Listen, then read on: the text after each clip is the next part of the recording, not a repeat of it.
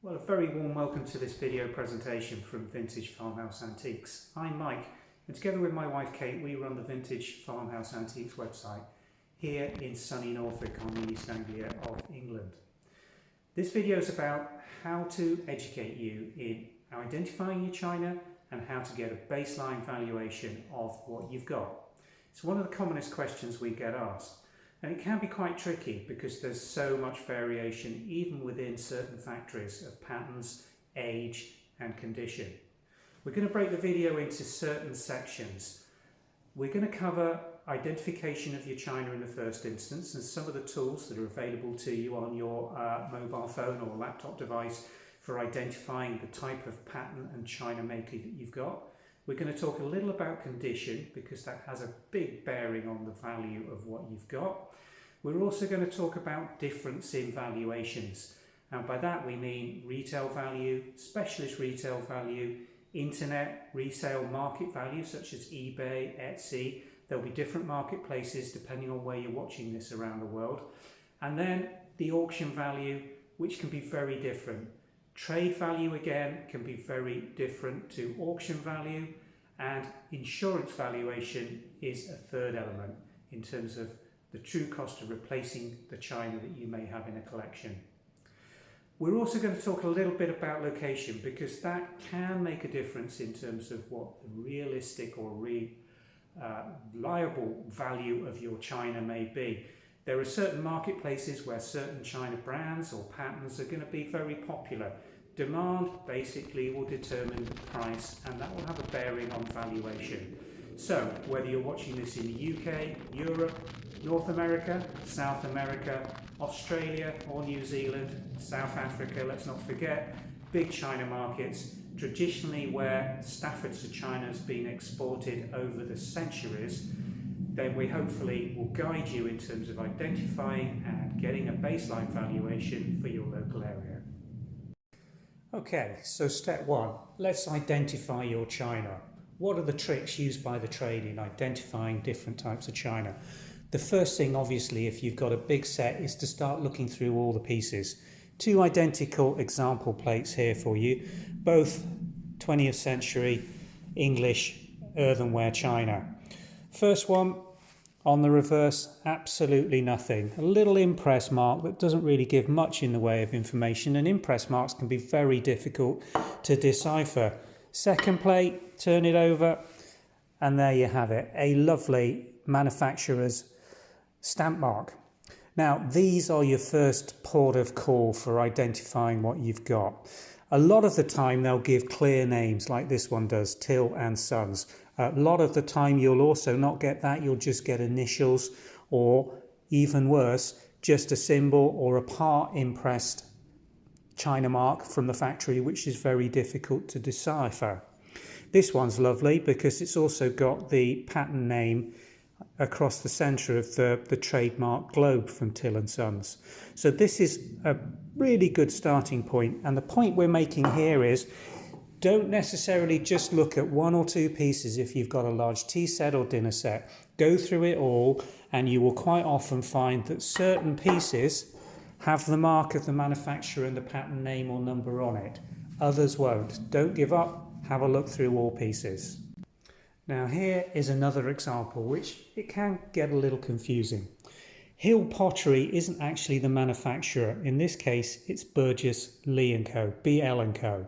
The pattern name is Rhine. Hill Pottery is just a sub-brand or a marketing brand of the master potters. In this case, go with BL & Co and do a Google search for BL & Co, either as a symbol or with the and as a word, potteries. So that will pull up pottery marks or examples of BL & Co pottery within Google. And that will bring me to a very useful resource that we're going to recommend to you in just 1 minute. Now, the other common mark that you'll come across in some of the older china is the triangular or diamond-shaped registration mark. Now, these come in two formats. You need to look at what is marked in the right-hand corner, whether it is a number or a letter, and that will be very valuable information in terms of giving you, as in this case, an exact date of production down to the day in some cases. Now, from 1884, they also started to introduce a numbering system, a 6-digit numbering system. For the first year, it started just at 1, but by the end of 1885, they were already up to 5 digits. And by 1889, they were on the full 6-digit thing. So if you see an RD number and then a 6-digit number, or a 1-digit number, then that could be very useful in dating the time of the patent registration. Now, the important thing with this is, with these RD numbers, the registration numbers were for the design, not the actual manufacturing date. So the china was produced after the design date on the RD numbers. Just important to realise that. Now, just a few other points in terms of dating your china. I'm going to use this example here. You'll see that it's a nice Derby mark with the date. You know exactly when this was manufactured, 2nd of May 1883. We've also got the factory, which is Crown Derby, and the patent, Wilmot. What you haven't got on there is England, and that was introduced onto china marks in 1891. This was transferred to Made in England around 1914. So if a piece of china has Made in England on it, then it's after 1914. If it has England, then it's somewhere between 1881 and 1914. Limited. If a company is starting to claim that it was limited, the Incorporations of Companies Acts came in as early as 1860, but it's not usually seen on pottery till about 1880. So it's not a very precise way of dating your china, but if you've got such and such company limited, then it tends to suggest that the production was at least after 1880. And for many of the other smaller Staffordshire potteries, you can actually look up the date of incorporation to get further clues in terms of dating from that. Now, there's one final thing we're going to talk about, a common trap. A lot of the potteries in their factory stamp or marks use the date when the factory was first producing as part of that mark. For instance, 1790, 1760. You will see that incorporated into the pottery mark for pieces that were made right through the 20th century. So just be aware that if it's got a date as part of the factory stamp, it's very likely that that has no relevance on the actual manufacturing date of the piece you're looking at.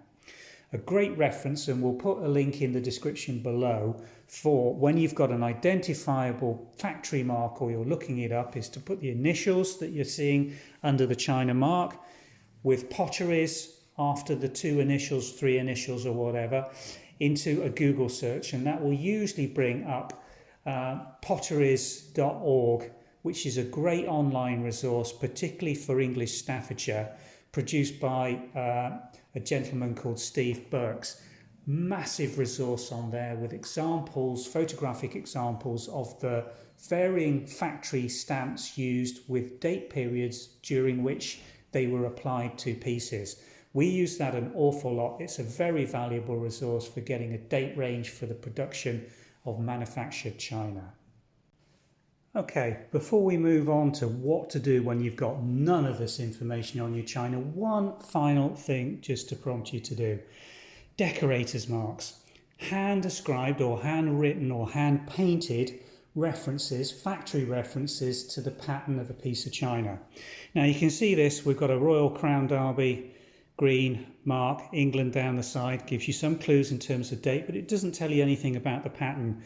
Luckily for us, whoever's decorated this has gone to the trouble of putting 3145. You're looking for a 4-digit number, hand-scribed, usually in a glaze pattern that's been painted on or an enamel that's been painted on in the decoration process. Sometimes it's painted in gilt. It's not always as clear and discernible as this, but if you've got that, maybe the only reference you've got that ties the pattern reference to the manufacturer for that piece of china.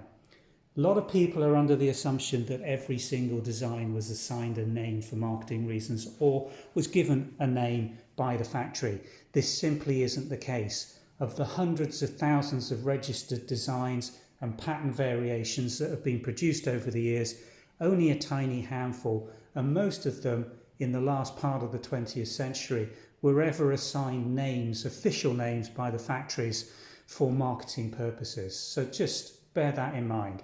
Sometimes, if you're looking, the best way to find a matching piece of china is using this decorator's reference. And if the image has been indexed properly, including that reference, then you should be able to find online pieces of matching china.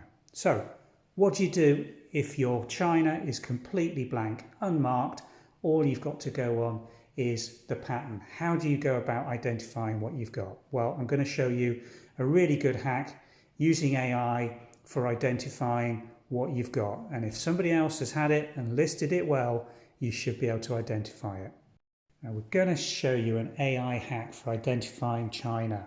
It's called Google Lens, and you've got access to it on your mobile device.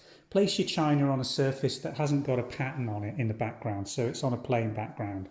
And then open up Google, and in the search bar you'll see next to the microphone icon for voice search a little camera icon. Just click on that, and it should, if you've used it before, automatically open up Google Lens. What I'm going to do is just place this directly looking down at the plate, take a picture, and what the Google AI does is immediately try and match that with other products that have been listed on Google. And you see here, it's immediately identified both our website listing and similar listings on Etsy. And if other people have listed identical china, it will show in a long list, just as a normal search results would, matching patterns that it's found on Google. Let's do another one, just so you know it's not a fluke.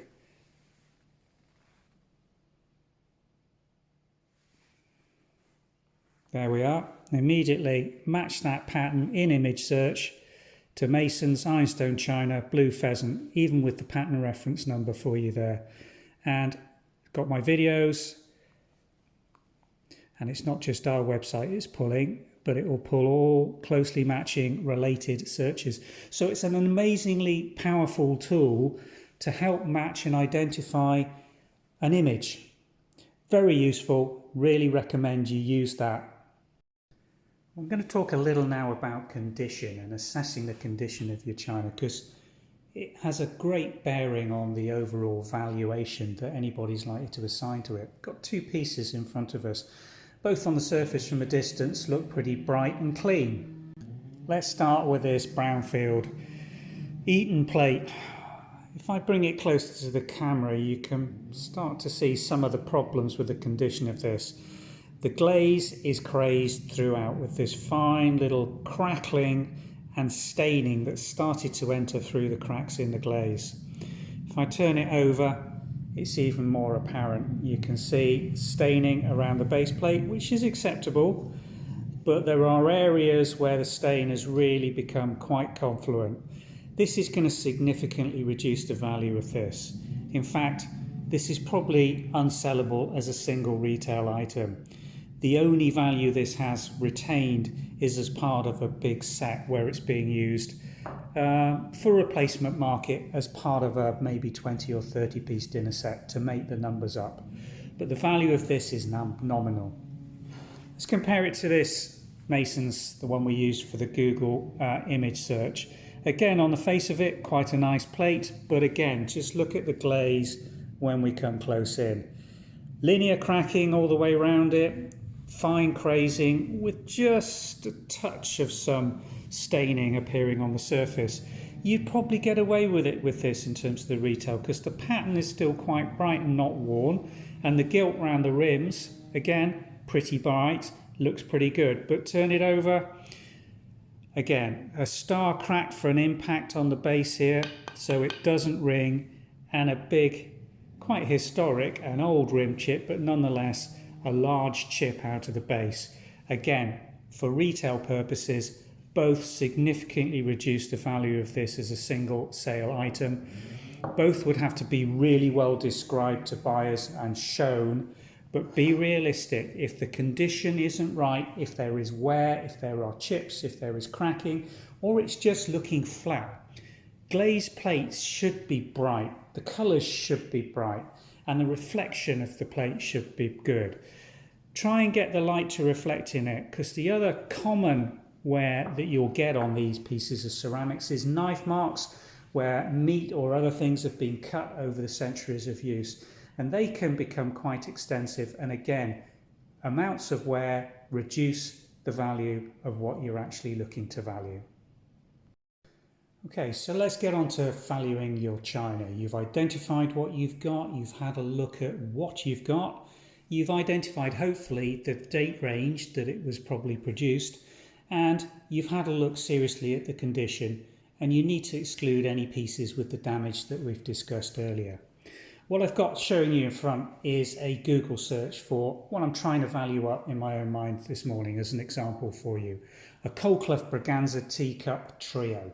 Common piece of mid-century to late 20th century bone china, English, lots of it out there. Chances are with these common designs and patterns, once you've identified them, you're going to find a lot of sales history in your local area. And the beauty of using internet searches or Google searches, Microsoft searches, whatever your preferred search engine is, it should locate on a geolocation basis what's local to you, and that can make quite a bit of difference in terms of the valuation. So we've got our search results. Time to start browsing. Try and find identically matched pieces or sets to what you've got yourself. Look at the dates, look at the condition, look at the quantity. Can get a little confusing because they tend to bundle things into tea sets, particularly with porcelain china like Coldclough, and then some people will sell it individually.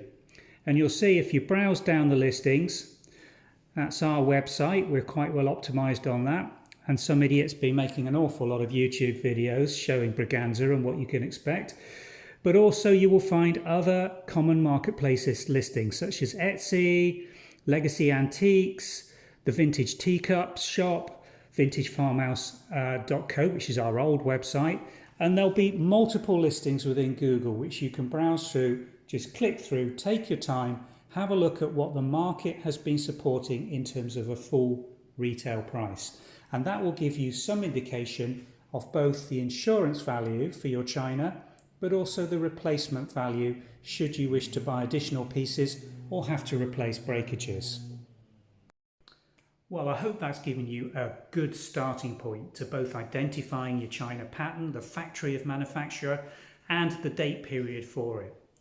Now, when you've done the Google searches, you've looked at all the listings for matching pieces of china, you can get a really good indication of where you stand in the retail market for replacement and insurance purposes. But where does that leave you in terms of auction values and trade values? Well, as a rough guide, an auction value is probably going to come in somewhere between 20 and 25% of what you're seeing as the full retail value for individual pieces of china. The trade value, if you're selling to a tradesperson directly, may be a little higher because they're avoiding paying commission on the auction fees. One note for you as a buyer is when you're taking it for auction, make yourself aware that there will be auction fees and quantify these when you're setting a reserve for what you're prepared to sell your china for. Auctions obviously are a bit of pot luck. On the day, stuff can sell very, very well if a couple of buyers are after it, or bomb. It's pot luck, isn't it? So if you want to put the time and effort in to retail your china yourself, then by all means do so. We would encourage you to look at the local marketplaces. It's never been easier than to sell on eBay, Etsy, and these other local marketplaces that you have. So good luck with that. I hope if you're still watching, you found this video both entertaining and informative.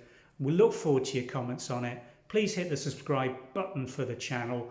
We make lots of videos, short videos, where we're just demonstrating the products that we're listing on our website every day, and we'd love you to have a look through those. We are going to make a series of more specific china identification and valuation videos by brand, so we'll do them on Coldclough, Royal Doulton, Johnson Brothers. We'll try and make a series of more specific where we drill down in more depth and show you just how to go about identifying and valuing your china. Thanks for watching.